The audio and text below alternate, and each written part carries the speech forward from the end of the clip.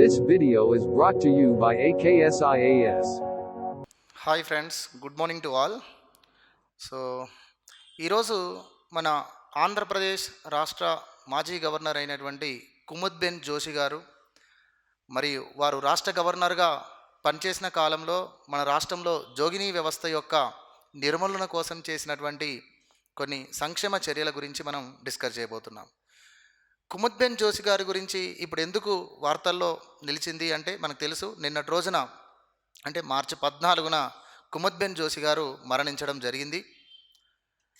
So కుముద్బెన్ Joshi గారి గురించి చాలామందికి తెలియకపోవచ్చు, కానీ ఈమె గొప్ప సామాజికవేత్త మరియు సమాజంలో అనేక సాంఘిక దురాచారాల యొక్క నిర్మూలన కోసం రాజకీయాలకు అతీతంగా పనిచేసినటువంటి గొప్ప పరిపాలనవేత్త అని కూడా మనం చెప్పొచ్చు. ఆంధ్రప్రదేశ్ రాష్ట్రానికి 2వ మహిళా గవర్నర్గా, ఆంధ్రప్రదేశ్ రాష్ట్రానికి ఉమ్మడి ఆంధ్రప్రదేశ్ రాష్ట్రానికి 14వ గవర్నర్గా ఈమె బాధ్యతలు చేపట్టింది. 1985 నుంచి 90 వరకు మన ఉమ్మడి ఆంధ్రప్రదేశ్ రాష్ట్రానికి గవర్నర్గా పనిచేసింది. అయితే అంతకుముందే ఈమె తమ స్వంత రాష్ట్రమైనటువంటి గుజరాత్ రాష్ట్రంలో విద్యాశాఖ మంత్రిగా, మహిళా సహకార శాఖ మంత్రిగా, తర్వాత కేంద్రంలో రాజ్యసభ ఎంపీగా పార్లమెంటుకు ఎన్నికై, తర్వాత కేంద్రంలో సమాచార శాఖ సహాయ మంత్రిగా, అదేవిధంగా ఆరోగ్యం కుటుంబ సంక్షేమ శాఖ సహాయ మంత్రిగా పనిచేసింది. ఫార్మర్ యూనియన్ మినిస్టర్గా పనిచేస్తూ అనేక సమాజంలో ఉన్నటువంటి సాంఘిక దురాచారాల నిర్మూలన కోసం కృషి చేసినటువంటి గొప్ప సామాజికవేత్త, ఒక సంఘ సంస్కర్త కుముద్బెన్ జోషి. కుముద్బెన్ జోషి యొక్క సొంత రాష్ట్రం వచ్చేసి గుజరాత్ అండి. సో 1934లో బాంబే ప్రావిన్స్లో వీళ్ళు జన్మించారు. ప్రస్తుతం సొంత స్థలము గుజరాత్లోని నవ్సారీ అనేటువంటి జిల్లాలో ధరోరి అనేటువంటి గ్రామం వీరి యొక్క సొంత గ్రామం. సో వీరు గుజరాత్లో విద్యాశాఖ మంత్రిగా, మహిళా సహకార విద్యాశాఖ మంత్రిగా పనిచేసినప్పుడు అనేక సంక్షేమ కార్యక్రమాలను చేయడం జరిగింది. ముఖ్యంగా కుటుంబ నియంత్రణకు సంబంధించినటువంటి కార్యక్రమాలు, అదేవిధంగా ఈ మురుగునీటి పారుదలకు సంబంధించినటువంటి కార్యక్రమాలు. ఎందుకంటే ఎక్కువగా మనకు గుజరాత్లో ఈ స్లమ్ ఏరియాస్లలో పేదవారు జీవితం, సో వాళ్ళు ఎదుర్కొనేటువంటి ఆరోగ్య సమస్యలు, ఇతర సమస్యలను దృష్టిలో పెట్టుకొని ఈ స్లమ్ ఏరియాస్ను మార్చాలి, ఈ మురుగునీటి పారుదల వ్యవస్థను మార్చాలి అని చెప్పేసి ఈమె సమాజంలో ఒక రకమైనటువంటి పోరాటం కూడా చేసింది. అంతేకాకుండా మహిళా సంక్షేమం కోసం కుటుంబ నియంత్రణ చర్యలు అనేటువంటివి కూడా చేపట్టాలి అని చెప్పేసి తమ కృషి చేయడం జరిగింది. విద్యా అభివృద్ధి కోసం, అదేవిధంగా గిరిజన ప్రాంతాలలో పర్యటించి గిరిజనుల యొక్క హక్కుల కోసం, గిరిజన సంక్షేమం కోసం కూడా అనేక రకాలుగా ప్రభుత్వానికి తన నివేదిక రూపంలో సమర్పించినటువంటి గొప్ప పరిపాలనవేత్త కుముద్బెన్ జోషి. ఇక ఆంధ్రప్రదేశ్ రాష్ట్రానికి ఈమె గవర్నర్గా బాధ్యతలు చేపట్టే నాటికి మన రాష్ట్ర ముఖ్యమంత్రిగా ఎన్టీ రామారావు గారు అధికారంలో ఉన్నారు. అయితే ఎన్టీ రామారావు గారు గొప్ప జనాకర్షణ నాయకుడు అనేది మనందరికీ తెలిసిందే. అయితే ఎన్టీ రామారావు గారి చరిస్మకు ధీటుగా కుముద్బెన్ జోషి కూడా చాలా పాపులర్ అయింది మన రాష్ట్రంలో. సో ఒక గవర్నర్ పాత్ర అనేది రాజ్భవన్కు పరిమితం అవుతుంది. సో కేంద్రానికి ఒక ప్రతినిధిగా రాష్ట్రంలో గవర్నర్ ఉంటారు అనేది మనకు తెలుసు. కానీ ఈమె రాష్ట్ర గవర్నర్గా బాధ్యతలు చేపట్టే నాటికి రాష్ట్రంలో ఉన్నటువంటి వివిధ సమస్యల గురించి పూర్తి అవగాహన ఉండాలి అని చెప్పేసి రాష్ట్రంలో ఉన్నటువంటి 23 జిల్లాలను పర్యటన చేసింది. 23 జిల్లాలను పర్యటించింది. రాష్ట్రం వెలుపల కూడా అనేక రకమైనటువంటి పర్యటనలు చేసింది. ఇలాంటి రాష్ట్ర పర్యటన చేస్తూ ఉన్నటువంటి సమయంలో కొంత రాజకీయపరమైన విమర్శలు కూడా వచ్చాయి. అవేమిటి అంటే, సో ఎన్టీ రామారావు గారి ప్రభుత్వానికి ఒక ప్యారలల్గా తమ యొక్క చరిస్మాను పెంచుకోవడానికి గవర్నర్ కుముద్బెన్ జోషి గారు వ్యవహరిస్తున్నారని చెప్పేసి ఒక రకమైన ఆరోపణలు వచ్చాయి. కానీ ఆ ఆరోపణలను, విమర్శలను ఏమీ పట్టించుకోకుండా తను ఏ పదవి చేపట్టినా పార్టీలకు అతీతంగా, రాజకీయ పదవులకు అతీతంగా ప్రజా సంక్షేమం కోసం, ప్రజా ప్రజా సమూహంలో ఎప్పుడూ నిమగ్నమై ఉండి ప్రజల యొక్క సమస్యల గురించి ఆమె పోరాటం చేయడం అనేటువంటిది ఆమె యొక్క గొప్ప మానవతా దృక్పథం అని మనం ఇక్కడ చెప్పొచ్చు. సో గొప్ప మానవతావాది, సంఘ సంస్కర్త అయినటువంటి మరి ఈ కుముద్బెన్ జోషి గారు మన రాష్ట్రంలో ఎలాంటి సంక్షేమ కార్యక్రమాల కోసం, మన రాష్ట్రంలో ఎలాంటి సాంఘిక దురాచార వ్యవస్థ నిర్మూలన కోసం పనిచేశారు అనే విషయాన్ని మీకు తెలియజేయడం కోసం ఈ సెషన్ చేయడం జరిగింది. అయితే ఇది కుముద్బెన్ జోషి గారి గురించి మీకు తెలియజేయడమే కాకుండా ముఖ్యంగా మన రాష్ట్రంలో ఉన్నటువంటి జోగినీ వ్యవస్థ, ఇప్పుడు తెలంగాణ అభ్యర్థులకు తీసుకున్నట్లయితే సొసైటీలో జోగినీ వ్యవస్థకు సంబంధించినటువంటి అంశం ఉంది. అదేవిధంగా తెలంగాణ సామాజిక పరమైనటువంటి నిర్మాణంలో కూడా మనకు జోగినీ వ్యవస్థ గురించి ఉంది. ఇటు ఆంధ్రప్రదేశ్ రాష్ట్ర అభ్యర్థులకు కూడా జోగినీ దేవదాసు వ్యవస్థకు సంబంధించిన అంశాలు ఉన్నాయి. కాబట్టి ఈ జోగినీ వ్యవస్థ నిర్మూలన కోసం ఈమె రాష్ట్ర గవర్నర్గా ఉన్నప్పుడు ఎలాంటి చర్యలు చేపట్టినా అనేటువంటి విషయాలను ఇప్పుడు మనం ఎగ్జామ్ పాయింట్ ఆఫ్ వ్యూలో పోటీ పరీక్షలకు ప్రిపేర్ అయ్యేటువంటి అభ్యర్థులకు ఉపయోగపడాలనేటువంటి ఉద్దేశంతో ఈ సెషన్ చేయడం జరిగింది ఫ్రెండ్స్. ఓకే, సో ఇక్కడ 1985 నుంచి 90 వరకు ఆంధ్రప్రదేశ్ రాష్ట్ర గవర్నర్గా బాధ్యతలు చేపట్టిన తర్వాత ఆంధ్రప్రదేశ్ రాష్ట్రంలో అన్ని జిల్లాలను పర్యటించి ముఖ్యంగా మహిళల యొక్క సమస్యలపైన ఎక్కువగా తమ యొక్క పరిశోధనను చేసి మహిళలు ఎదుర్కొంటున్నటువంటి ఒక సాంఘిక దురాచారం గురించి ఆమె ఐడెంటిఫై చేసింది. ఆ దురాచారమే జోగినీ వ్యవస్థ. దీన్నే మనము ఆంధ్ర ప్రాంతంలో, ఇతర రాష్ట్రంలో దేవదాసీ వ్యవస్థగా కూడా మనం చెప్పొచ్చు. అంటే దేవదాసీ వ్యవస్థ, జోగినీ వ్యవస్థ రెండూ కూడా ఒకే రకమైనవి, కానీ కొంత ఆచార విధానాలలో మార్పు ఉంటుంది. జోగినీ వ్యవస్థ అనేటువంటిది ప్రధానంగా తెలంగాణ ప్రాంతంలో కనబడుతుంది. దేవదాసి వ్యవస్థ అనేటువంటిది మనకు ఆంధ్ర ప్రాంతంలో కనబడుతుంది. ఆంధ్ర ప్రాంతంలో దేవదాసి వ్యవస్థ అంటాం, తెలంగాణ ప్రాంతంలో దీన్ని మనము జోగినీ వ్యవస్థ అంటాం. జోగినీ వ్యవస్థ అనేటువంటిది ద్రావిడ సంస్కృతి. జోగినీ వ్యవస్థ అనేటువంటిది ద్రావిడ సంస్కృతి యొక్క ప్రతిరూపంగా చెప్తాం. దేవదాసి వ్యవస్థ అనేటువంటిది ఆర్య సంస్కృతికి ప్రతిరూపంగా చెప్తాం.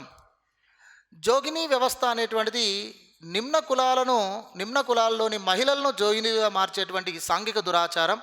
దేవదాసి వ్యవస్థ అనేటువంటిది అగ్రవర్ణాల కుటుంబాలకు చెందినటువంటి స్త్రీలను దేవదాసులుగా మార్చేటువంటి వ్యవస్థ. మరి ఈ జోగినీ వ్యవస్థ, ఈ దేవదాసి వ్యవస్థ ఉమ్మడి ఆంధ్రప్రదేశ్ రాష్ట్రంలో చాలా ప్రాంతాలలో ఉండడాన్ని చూసి చెలించిపోయి కుముద్బెన్ జోషి గారు ఒక సామాజిక సంస్థను ఏర్పాటు చేయడం జరిగింది జాతీయ స్థాయిలో. ఆ సంస్థనే national institution for social action అంటారు. దీన్ని 1987 సంవత్సరంలో ఏర్పాటు చేసింది. ఢిల్లీ కేంద్రంగా దీన్ని ఏర్పాటు చేయడం జరిగింది.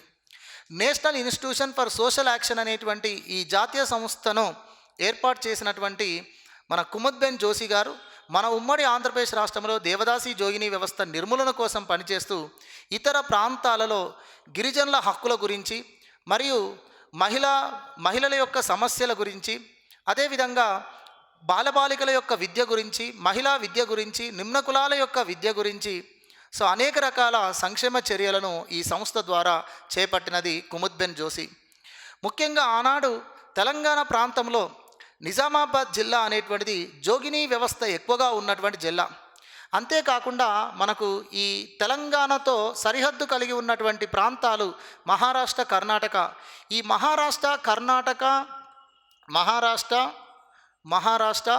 కర్ణాటక ప్రాంతాలు, తెలంగాణ సరిహద్దు ప్రాంతాలలో ఈ జోగినీ వ్యవస్థ ఎక్కువగా ఉండేది, దేవదాసి వ్యవస్థ ఎక్కువగా ఉండేది. అందుకనే తెలంగాణ, కర్ణాటక, మహారాష్ట్ర సరిహద్దు ప్రాంతాలను దేవదాసి బెల్ట్గా, జోగినీ వ్యవస్థ బెల్ట్గా పేర్కొనడం జరిగింది. ఇక ఇంకొక విషయం ఏమిటి అంటే, ఇక్కడ నిజామాబాద్ జిల్లాలో వర్ణి అనేటువంటి ప్రాంతంలో ఈ జోగినీ స్త్రీలు దాదాపుగా ఈ ప్రాంతంలోనే ఒక 2000 మందికి పైగా జోగినీ స్త్రీలు ఉండేవారు. సో జోగినీ వ్యవస్థ, దేవదాసి వ్యవస్థ అంటే మీ అందరికీ తెలుసు, మహిళలను సాంప్రదాయాల పేరిట, మత ఆచారాల పేరిట వ్యభిచార వృత్తిలోకి నెట్టివేసి వారిని లైంగికంగా దోపిడీ చేయడమే ఈ జోగినీ లేదా దేవదాసి వ్యవస్థ. మహిళలను దేవునికి అర్పించేటువంటి ఒక విధానమే ఈ జోగినీ దేవదాసి వ్యవస్థ. మహిళలను దేవునికి అర్పించేటువంటి దాన్ని మనం దియోగామి అని అంటాం. దియోగామి అని అంటాము. మహిళలను దేవునికి అర్పించేటువంటి ఒక విధానాన్నే దియోగామి అంటాము మనం సొసైటీ సబ్జెక్ట్లో భాగంగా. మరి ఇలాంటి ఈ మహిళలను లైంగికంగా దోపిడీకి గురి చేయడము ఒక భూస్వామ్య వ్యవస్థ నుండి వచ్చినటువంటి విధానం. అంటే మనకు నిజాం పరిపాలన కాలంలో కావచ్చు, లేదా బ్రిటిష్ పరిపాలన కాలంలో కావచ్చు, ఈ భూస్వామి వ్యవస్థ, ఈ జమీందారీ జాగీర్దారీ వ్యవస్థ యొక్క ప్రాబల్యమే ఈ మహిళలను ఈ విధంగా లైంగిక దోపిడీకి గురి చేయడము. జోగిని స్త్రీలు, నిమ్న కులాలకు చెందినటువంటి స్త్రీలను భూస్వాములు లైంగికంగా వేధింపులకు గురి చేయడం కోసము వారిని జోగినిలుగా మార్చడం అనేది ఉండేది. ఇక దైవదాసి వ్యవస్థ అనేటువంటిది అగ్రవర్ణ కుటుంబాలకు చెందినటువంటి మహిళలను దేవదాసిగా, ఒక నాట్యగత్తెగా, ఒక వేశ్యగా, ఒక ఉంపుడు గత్తెగా మార్చినటువంటి వ్యవస్థనే ఈ దేవదాసి వ్యవస్థ. అర్థమవుతుందా? సో ఇక్కడ జోగిని వ్యవస్థలో మహిళను ఒక గ్రామ దేవతకిచ్చి వివాహం చేయడం అనేది ఉంటుంది. అదే దేవదాసి వ్యవస్థలో ఒక మహిళ శివుడికి ఇచ్చి, అంటే దేవునికి ఇచ్చి వివాహం చేసి ఆమెను దేవుని యొక్క దాసిగా పేర్కొనడం అనేటువంటిది ఉంటుంది. ఇది పురుషాధిక్యత సమాజంలో వచ్చినటువంటి వ్యవస్థ. ఇది మాతృస్వామిక కుటుంబ వ్యవస్థలో వచ్చినటువంటి వ్యవస్థ. అంటే ఇది పుత్రస్వామిక కుటుంబ వ్యవస్థకు ప్రతిరూపం, ఇది మాతృస్వామిక కుటుంబ వ్యవస్థకు ప్రతిరూపం. దీనిలో ఈ వేరియేషన్ అనేటువంటిది గమనించాలి. మరి వర్ణీ కేంద్రంగా ఈ జోగిని వ్యవస్థను నిర్మూలన కోసము మరి కుముద్బెన్ జోషి గారు మన గవర్నర్గా ఉన్నప్పుడు వారు చేసినటువంటి సంక్షేమ కార్యక్రమాలు ఏమిటి, ఈ సాంఘిక దురాచారాన్ని ఎలా నిర్మూలించారు అంటే, మనకు సంస్కార్ అనేటువంటి ఒక సంస్థ అనేటువంటిది ఉంది. సంస్కార్ అనేటువంటి ఒక స్వచ్ఛంద సంస్థ ఉంది. ఈ స్వచ్ఛంద సంస్థను విజయవాడ కేంద్రంగా లవణము, హేమలత లవణము అనేటువంటి దంపతులు దీన్ని స్థాపించారు. లవణము అనేటువంటి దంపతులు ఈ సంస్కార్ అనేటువంటి ఒక స్వచ్ఛంద సంస్థను స్థాపించారు.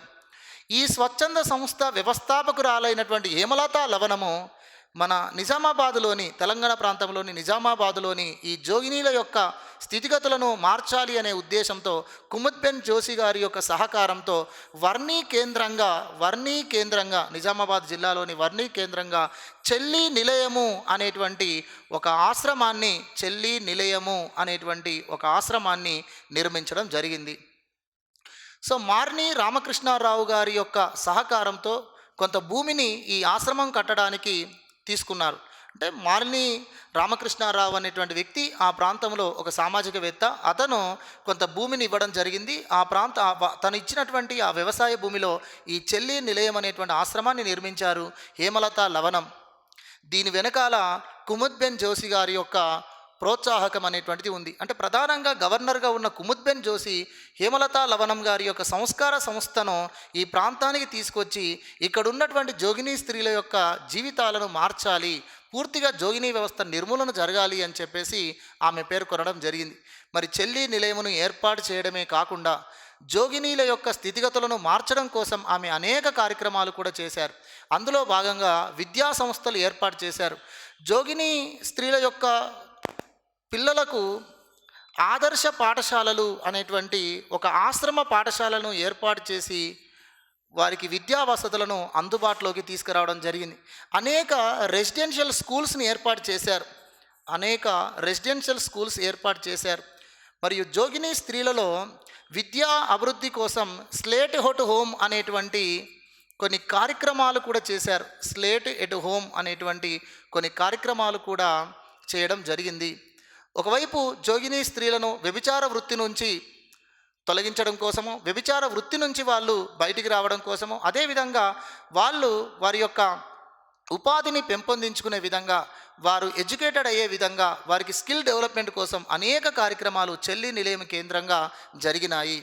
సో ఇలాంటి కార్యక్రమాల తర్వాత కొన్ని సంవత్సరాలకు ఒకప్పుడు జోగినిగా జీవితం అనుభవించినటువంటి వాళ్ళు సమాజంలో గౌరవంగా సాధారణ జీవితం గడపడము అనేటువంటిది కూడా జరిగింది. అంతేకాకుండా ఆ హయాంలో ఈ నిజామాబాద్ జిల్లాకు కలెక్టర్గా పనిచేసినటువంటి కొంతమంది వ్యక్తులు కూడా ఈ జోగిని వ్యవస్థ యొక్క నిర్మూలన కోసం వాళ్ళు కూడా దీనిలో భాగస్వాములు కావడం జరిగింది. దీని వెనకాల ప్రధానమైనటువంటి పాత్ర కుముద్బెన్ జోషి గారిది అనేటువంటిది మనం మరవకూడదు. అదేవిధంగా మనకు గాంధారి అనే ప్రాంతంలో ఒక రెసిడెన్షియల్ స్కూల్ ఏర్పాటు చేశారు. అదేవిధంగా నిజామాబాద్ పట్టణ పరిసరాల్లో మనకు ఆశాపురము అని చెప్పేసి కొన్ని కాలనీలు ఏర్పాటు చేశారు. ఈ కాలనీలన్నీ కూడా జోగినీ స్త్రీలకు ఉపాధి కల్పించడం కోసం ఏర్పాటు చేసినటువంటి కాలనీలు.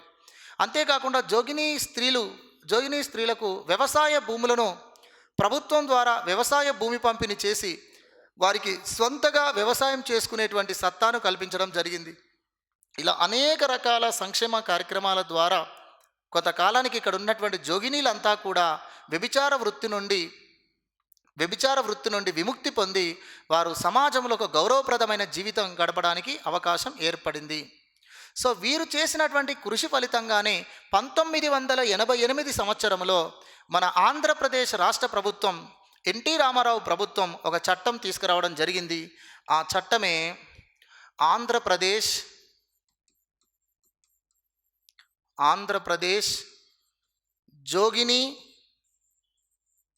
జోగినీ వ్యవస్థ నిరోధక చట్టము. జోగినీ వ్యవస్థ నిరోధక చట్టము 1988 సంవత్సరంలో మన ఆంధ్రప్రదేశ్ రాష్ట్ర ప్రభుత్వం, ఎన్టీ రామారావు ప్రభుత్వం ఈ చట్టం తీసుకురావడానికి ప్రధాన కారకులు ఆనాడు గవర్నర్గా చేసిన కుముద్బెన్ జోషి మరియు సంస్కార్ ఎన్జిఓ ద్వారా జోగినీ స్త్రీల యొక్క జీవితాలను మార్చడం కోసం ఆమె చాలా వరకు కృషి చేయడం అనేటువంటిది జరిగింది. ఈ విధంగా ఈరోజు మీరు చూసినట్లయితే ఒక రాష్ట్ర గవర్నర్గా ఉన్నటువంటి వ్యక్తులు రాజ్భవన్కే పరిమితమవుతూ అధికార హుందాతనాన్ని పొందుతూ వాళ్ళు తమ విధులు నిర్వర్తిస్తూ ఉంటారు. కానీ ఇక్కడ ఒక రాష్ట్ర గవర్నర్గా కాకుండా ఒక సంఘ సంస్కర్తగా, ఒక పరిపాలన దక్షురాలుగా ఈమె అహర్నిశలు కూడా సమాజంతో మమేకమై సమాజంలో ఉన్న సమస్యలకు పట్ల ఆమె కృషి చేయడం అనేటువంటిది ఈమె యొక్క గొప్ప మానవతావాదము అని చెప్పేసి మనం చెప్పొచ్చు. మరి ఈ రకంగా కుటుంబ నియంత్రణ కానీ, గిరిజన హక్కులు కానీ, తర్వాత గిరిజనులకు పోడు భూముల యొక్క పంపిణీ జరగాలని కానీ, అదేవిధంగా వ్యవసాయ కూలీల వేతనాలు పెరగాలని, తర్వాత మహిళలు అక్షరాస్యత పెరగాలని, లింగ వివక్షత నిర్మూలించబడాలని, బాల కార్మిక వ్యవస్థ నిర్మూలన జరగాలని, తర్వాత ఎస్సీ ఎస్టీల పట్ల జరుగుతున్నటువంటి వివక్షత అనేటువంటిది నిషేధించబడాలని, సో జోగిని దేవదాసి వ్యవస్థ లాంటివి పూర్తిగా నిర్మూలించబడాలని, ఇవన్నీ కూడా మన కుముద్బెన్ జోషి గారు తాను ఏ పదవి చేపట్టినా కూడా ఆ పదవిలో వాళ్ళు ఈ రకమైనటువంటి కార్యక్రమాలు చేసి సమాజ సంక్షేమం కోసం తమ జీవితమును అర్పించినటువంటి గొప్ప సంఘ సంస్కర్త కుముద్బెన్ జోషి. ఇక ఈమె అనంతరం గవర్నర్గా వచ్చినటువంటి వాళ్ళు మన కృష్ణకాంత్. సో కుముద్బెన్ జోషి 1990లో గవర్నర్గా తమ బాధ్యతలు పూర్తి చేసుకున్న తర్వాత కృష్ణకాంత్ మన ఆంధ్రప్రదేశ్ రాష్ట్ర గవర్నర్గా వచ్చారు. తర్వాత అనేక మంది గవర్నర్గా వచ్చారు. కానీ సో ఈ విధంగా మాత్రం ఎవరూ కూడా తమ యొక్క విధులను నిర్వర్తించలేకపోయారు. సమాజం కోసం, ప్రజల యొక్క సమస్యల కోసం ఒక అంకిత భావంతో పనిచేసేటువంటి గవర్నర్ను ఆంధ్రప్రదేశ్ ప్రజలు కుముద్బెన్ జోషిలోనే చూశారు అనడాన్ని ఎలాంటి సందేహం లేదు. అంతేకాకుండా 2012 సంవత్సరంలో మళ్ళీ రాష్ట్రంలో జోగిని దేవదాసి వ్యవస్థ పెరుగుతుంది అనేటువంటి ఒక విషయం తెరపైకి వచ్చింది. నారాయణ స్వామి అనేటువంటి ఒక సామాజికవేత్త సుప్రీంకోర్టులో ఒక ప్రజా ప్రయోజనాల వ్యాజ్యం వేశారు. ఈ ప్రజా ప్రయోజనాల వ్యాజ్యం వల్ల మళ్ళీ నిషేధించబడినటువంటి జోగిని వ్యవస్థ, దేవదాసి వ్యవస్థ చాప కింద నీరు వలె ఆంధ్రప్రదేశ్ రాష్ట్రంలో చాలా ప్రాంతాలలో ఉంది అనేటువంటిది ఒకటి సుప్రీంకోర్టు దృష్టికి వచ్చింది. దానితో ఆంధ్రప్రదేశ్ రాష్ట్ర ప్రభుత్వాన్ని ఆ రోజు ఈ జోగిని దేవదాసి వ్యవస్థ నిర్మూలన కోసం తగు చర్యలు చేపట్టాలి అని చెప్పేసి ఆదేశం కూడా జారీ చేసింది.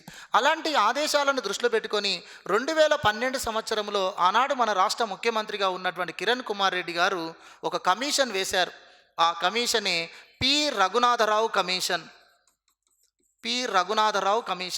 ఈ పి రఘునాథరావు కమిషన్ అనేది ఒక ఏకసభ్య కమిషను ఆంధ్రప్రదేశ్ రాష్ట్రంలో, ఉమ్మడి ఆంధ్రప్రదేశ్ రాష్ట్రంలో 23 జిల్లాలలో జోగిని దేవదాసి వ్యవస్థ ఏ ప్రాంతాలలో ఉంది అని అధ్యయనం చేశారు. మరి పి రఘునాథరావు కమిషన్ 2015 సంవత్సరంలో తన నివేదికను 2 రాష్ట్ర ప్రభుత్వాలకు సమర్పించింది. అంటే ఏపీ, తెలంగాణ రాష్ట్రానికి సమర్పించింది. మరి 2015 సంవత్సరంలో పి రఘునాథరావు కమిషన్ ప్రకారము ఉమ్మడి ఆంధ్రప్రదేశ్ రాష్ట్రంలో, అంటే ఆంధ్రప్రదేశ్ తెలంగాణ రాష్ట్రంలో మొత్తంగా తీసుకుంటే 84,000 మంది జోగినీలు ఉన్నట్టుగా తమ యొక్క రిపోర్ట్లో పేర్కొనడం జరిగింది. ఇక అంతేకాకుండా అత్యధికంగా జోగినీ వ్యవస్థ తెలంగాణ ప్రాంతంలో, తెలంగాణ రాష్ట్రంలో ఏ జిల్లాలో కలదు అంటే కరీంనగర్ జిల్లాలో ఉంది అని చెప్పేసి తమ రిపోర్ట్ ద్వారా పేర్కొన్నారు. అత్యధికంగా జోగినీ వ్యవస్థ ఎక్కువగా ఉన్నటువంటి జిల్లా ఏది తెలంగాణ రాష్ట్రంలో అంటే ఉమ్మడి కరీంనగర్ జిల్లా అన్నారు. తర్వాత రెండవ జిల్లా నిజామాబాద్ జిల్లా అని చెప్పేసి పేర్కొనడం జరిగింది. నిజామాబాద్ జిల్లాగా రెండవ జిల్లాను పేర్కొన్నారు. సో ఈ రకంగా మరి నిర్మూలించబడినటువంటిది, నిషేధించబడినటువంటి జోగినీ వ్యవస్థ మళ్ళీ ఇంకా ఉంది అని చెప్పేసి తెలుసుకొని ప్రభుత్వం జోగినీ వ్యవస్థ నిర్మూలన కోసం కొన్ని కార్యక్రమాలు అనేటువంటివి తీసుకురావడం జరిగింది. ఆ రకంగా తీసుకుంటే తెలంగాణ ప్రభుత్వంలో తీసుకొచ్చినటువంటి ఈ కొన్ని కార్యక్రమాలే మనకు ముఖ్యంగా బాలికల విద్యకు ఎక్కువ ప్రాధాన్యత ఇవ్వడం, బాలికల విద్యకు ఎక్కువ ప్రాధాన్యత అనేటువంటిది ఇవ్వడం, అదేవిధంగా బాల్య వివాహాలను నిషేధించాలి అనేటువంటి ఉద్దేశంతో కొన్ని ప్రయత్నాలు చేశారు. సో బాలికా విద్య కోసం అనేక రెసిడెన్షియల్ స్కూల్స్ అనేటువంటివి మన తెలంగాణ ప్రభుత్వం ఏర్పాటు చేయడం మీకు తెలిసి ఉంటుంది. మనకు ముఖ్యంగా ఎక్కువగా బాలికల రెసిడెన్షియల్ స్కూల్స్ అనేటువంటివి ప్రస్తుత తెలంగాణ ప్రభుత్వమే చేపట్టింది. దీనికి ప్రధాన కారణం పి రఘునాథరావు కమిషన్ తన రిపోర్ట్లో పేర్కొన్న విషయం ఏమిటంటే, సో విద్యా వసతులు సరిగా లేకపోవడం వలనే మళ్ళీ బాలికలను జోగినీలుగా మారుస్తున్నారు అని చెప్పేసి అన్నారు. ఎందుకంటే 2020 సంవత్సరంలో కూడా మనకు నిజామాబాద్ జిల్లాలో ఒక అమ్మాయిని జోగినిగా మారుస్తూ ఉన్నప్పుడు ప్రభుత్వము ఆ విషయాన్ని తెలుసుకొని వారిని అరెస్టు చేయడం అనేది కూడా జరిగింది. కాబట్టి ఇక్కడ ముఖ్యంగా మహిళలు జోగినీలుగా మారడానికి ప్రధాన కారణము ఎడ్యుకేషన్ అనేటువంటిది లేకపోవడమే, ఉపాధి అనేటువంటిది కరువైపోవడమే, బాల్య వివాహాలే దీనికి కారణం అని చెప్పేసి అనేక రెసిడెన్షియల్ స్కూల్స్, సో బాలికల యొక్క రెసిడెన్షియల్ స్కూల్స్ అనేటువంటివి ఏర్పాటు చేశారు. అంటే ఒకప్పుడు ఆదర్శ పాఠశాలలు అనేటువంటివి ఏ విధంగా అయితే మనకు సంస్కార సంస్థ ద్వారా కుముద్బెన్ జోషి గారు ఏర్పాటు చేశారో అలా మళ్ళీ రెసిడెన్షియల్ స్కూల్స్కి ఎక్కువ ఇంపార్టెన్స్ అనేటువంటిది ఇచ్చారు. ఎందుకంటే కుటుంబానికి దూరంగా, సమాజంలో ఉన్నటువంటి పరిస్థితులకు దూరంగా బాలికలు ఉన్నత ప్రమాణాలతో, విద్యా ప్రమాణాలతో విద్యను పొందాలి అనే ఉద్దేశమే ఈ రెసిడెన్షియల్ స్కూల్స్ని ఏర్పాటు చేయడం యొక్క ముఖ్య ఉద్దేశం. అలాంటి ఎన్నో రెసిడెన్షియల్ స్కూల్స్ ఏర్పాటు చేశారు. బాల్య వివాహాలను నిషేధించాలి అనేటువంటి, నిర్మూలించాలి అనే ఉద్దేశంతో కళ్యాణ లక్ష్మి, షాదీ ముబారక్ లాంటి పథకాలు కూడా ప్రవేశపెట్టారు. ఎందుకంటే కళ్యాణ లక్ష్మి, షాదీ ముబారక్ ద్వారా ప్రభుత్వం ఇచ్చేటువంటి సహకారం పొందాలి అంటే 18 సంవత్సరాలు పూర్తయినటువంటి అమ్మాయికి మాత్రమే వివాహం చేసినప్పుడు ఈ పథకాల ద్వారా లబ్ధి పొందడం జరుగుతుంది. అంటే ఇది ఇండైరెక్ట్గా బాల్య వివాహాలను అరికట్టాలి అనే ఉద్దేశంతో ఇది చేయడం జరిగింది. అంతేకాకుండా జోగినీ స్త్రీని దేవతకు వివాహం ఇచ్చి చేసిన తర్వాత ఆమె ఒక నిత్య సుమంగలిగా ఉంటుంది. ఆమెకు ఒక వైవాహిక దాంపత్యం అనేటువంటిది ఏదీ ఉండదు. ఆమె పూర్తిగా ఒక వ్యభిచారినిగా, ఒక వేశ్యగా బ్రతికేటువంటి ఒక దుర్మార్గమైనటువంటి ఆచారం సమాజంలో ఉండేది. అలాంటి వ్యవస్థ పోవాలి అంటే అమ్మాయిలకు వివాహాలు అనేటువంటివి జరగాలి.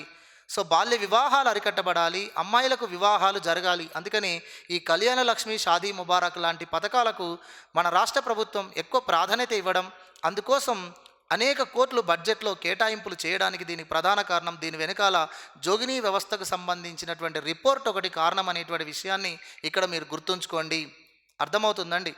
సో కాబట్టి ఈరోజు తెలంగాణ రాష్ట్ర ప్రభుత్వం, అదేవిధంగా ఆంధ్రప్రదేశ్ రాష్ట్ర ప్రభుత్వం కూడా అనేక కార్యక్రమాలు చేపట్టారు. ఇలాంటి అనేక సంక్షేమ పథకాలకు మూలమైన జోగినీ వ్యవస్థ నిర్మూలన కోసం 1980వ దశాబ్దంలోనే ఎంతో ఎనలోని సేవ చేసినటువంటి, శ్రమించినటువంటి ఒక గొప్ప మానవతావాది, ఒక మహిళా సంఘ సంస్కర్త, ఒక సామాజికవేత్త, ఒక గొప్ప పరిపాలనవేత్త మన కుముద్బెన్ జోషి గారు తన యొక్క సేవ గురించి ప్రజలందరూ కూడా గుర్తుంచుకోవాలి అనేటువంటి విషయంతో ఆమె గురించి తెలియజేయడం కోసం ఈ సెషన్ చేయడం జరిగింది ఫ్రెండ్స్. Okay right. ఇక జోగినీ వ్యవస్థకు సంబంధించినటువంటి కొన్ని అంశాలు అనేటువంటివి ఎగ్జామ్ పాయింట్ ఆఫ్ వ్యూలో మనం చూసినట్లయితే ముఖ్యంగా గ్రామ దేవత ఎల్లమ్మ అంటాం మనం. గ్రామ దేవత ఎల్లమ్మకిచ్చి ఈ జోగినీ స్త్రీలను, అంటే ఒక మహిళను 8 నుంచి 12 సంవత్సరాల మధ్య వయస్సు కలిగినటువంటి ఒక బాలికను గ్రామదేవత అయిన ఎల్లమ్మకిచ్చి వివాహం చేయడమే జోగినీ ఆచారం. ఇలాంటి ఆచారం అనేది తరతరాల నుండి వస్తుంది. ఇది ఒక భూస్వామ్య వ్యవస్థ వల్ల, తెలంగాణ ప్రాంతంలో ఉన్నటువంటి ఒక నిజాం నిరంకుశ పాలనలో జాగీర్దారీ వ్యవస్థ వల్ల, భూస్వామ్య వ్యవస్థ వల్ల ఈ విధమైనటువంటి జోగినీ విధానం అనేటువంటి ఆచారం అనేటువంటిది వచ్చింది. ముఖ్యంగా జోగినీ స్త్రీలుగా మార్చేటువంటి వాళ్ళు నిమ్న కులాలకు చెందినటువంటి బాలికలే ఎక్కువగా జోగిని స్త్రీలుగా మారుతూ ఉన్నారు. ఇది కుల వివక్షత అనేటువంటి అంశాన్ని ఇక్కడ మనం తెలుసుకోవచ్చు. మరి తర్వాత ఇక్కడ పోతురాజు అనేటువంటి ఒక క్యారెక్టర్ ఉంటారు. సో వీరెవరంటే గ్రామ దేవతకు సోదరుడు. ఇతను గ్రామ దేవతల పండుగలైనటువంటి ఊర పండుగలలో ఈయన ప్రత్యేక ఆకర్షణ ఉంటాడు. సో గ్రామ దేవత అయిన ఎల్లమ్మ తరపున ఈ జోగిని స్త్రీగా మార్చేటువంటి మహిళకు తాళి కట్టేటువంటి వ్యక్తి పోతురాజే. అలా ఒక బాలికను జోగిని స్త్రీగా మార్చిన తర్వాత ఆమె పెద్ద మనిషి అయిన తర్వాత ఆ జోగిని స్త్రీని అక్కడ ఉన్నటువంటి భూస్వామితోటి మేటింగ్ చేయడం అనేటువంటిది ఉంటుంది. అంటే ఈ జోగిని స్త్రీగా మార్చడానికి ఏర్పాట్లు ఏ భూస్వామి అయితే చేస్తాడో ఆ భూస్వామి జోగిని స్త్రీతోటి మొదటిసారిగా లైంగికంగా కలవడం అనేది జరుగుతుంది. ఇది పోతురాజు యొక్క ప్రోద్బలం చేత జరుగుతుంది. సో ఈ విధంగా సామాజికమైనటువంటి ఆచారాల పేరిట, సాంప్రదాయాల పేరిట, మత ఆచారాల పేరిట మహిళలను ఈ విధంగా వేధింపులకు గురి చేయడము, ఈ విధంగా మహిళలను వ్యభిచారులుగా, వేశ్యలుగా మార్చి లైంగిక దోపిడీ చేయడం అనేటువంటిది మన తెలంగాణ ప్రాంతంలో, ముఖ్యంగా ఈ కరీంనగర్, నిజామాబాద్ మొదలైనటువంటి ప్రాంతాలలో, కర్ణాటక, మహారాష్ట్రతో సరిహద్దు ఉన్నటువంటి తెలంగాణ సరిహద్దు ప్రాంతాలలో ఈ వ్యవస్థ ఎక్కువగా ఉండేది. అయితే ఈరోజు ఈ వ్యవస్థ నిర్మూలన కోసం రాష్ట్ర ప్రభుత్వం చేపట్టేటువంటి కార్యక్రమాలు కూడా ఎంతగానో ఉన్నాయి. ఓకే రైట్ ఫ్రెండ్స్, ఇది మన హేమలత లవణం లాంటి సంస్కార అనేటువంటి ఎన్జిఓ సంస్థల ద్వారా తెలంగాణ ప్రాంతంలో, ఆంధ్ర ప్రాంతంలో జోగిని దేవదాసు వ్యవస్థ నిర్మూలన కోసం కృషి చేసినటువంటి గొప్ప గవర్నర్ మన కుముద్బెన్ జోషి గారికి సంబంధించినటువంటి అంశాలు. సో నిన్నటి రోజున ఆమె తమ స్వంత గ్రామంలోనే మరణించడం జరిగింది. ఓకేనా, థ్యాంక్ యూ.